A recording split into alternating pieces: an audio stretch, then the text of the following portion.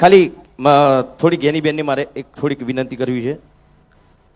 તમે જે સમાજ માટે બંધારણ આપણા સમાજના કલ્યાણ માટે જ કર્યું છે, બહુ સરસ કર્યું છે. પણ એક બે એવી વાતો છે જે તમારી સમક્ષ રજૂ કરવા માગું છું હું.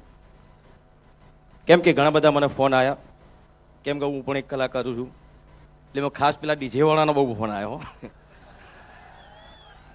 એટલે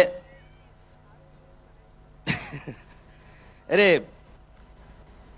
બીજું કશું નહીં, એ લોકોનું પણ શું એમના ઉપર ઘર ચાલતું હોય છે. ઘણા બધા કલાકારો ડીજીમાં જ કામ કરતા હોય છે. તો એના માટે તમે થોડુંક વિચારજો શું કરી શકો. તમે બધા આગેવાનો છો, બધા ભેગા થઈને તમે નક્કી કરજો. પણ એટલે અમારા કલાકારોની વાત છે, બરાબર. એટલે એમાં શું થઈ શકે છે તમને, તમે બધા આગેવાનો છો, તમને વધારે ખબર પડશે. કોઈ રસ્તો તમે કાઢજો તો એ લોકોનું ઘર પણ ચાલે. મારી પાસે વિક્રમભાઈએ માગણી મૂકી અને એમને વાત કરી કે બેન આ ડીજે વાળાની એમની માગણી છે, એટલે હવે આ જે બંધારણ એ કોઈ જ્ઞાની બેને નથી બનાવ્યું, સમગ્ર ઉત્તર ગુજરાતના 3 જિલ્લાઓએ સાથે મળીને બનાવ્યું છે.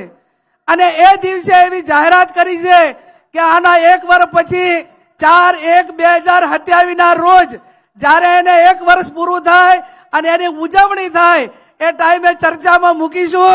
અને એમાં તમે પણ બધાએ આવજો. ચર્ચાના અંતે જે કાંઈ નિર્ણય લેવાનો થતો હશે એ આવતા વર્ષે થશે. પણ હાલ તો મેં કીધું એમ કે આ બજેટ પસાર થઈ ગયું છે, એટલે હાલ એને કોઈ વિચારણામાં વ્યક્તિગત રીતે લઈ શકાય એવું નથી.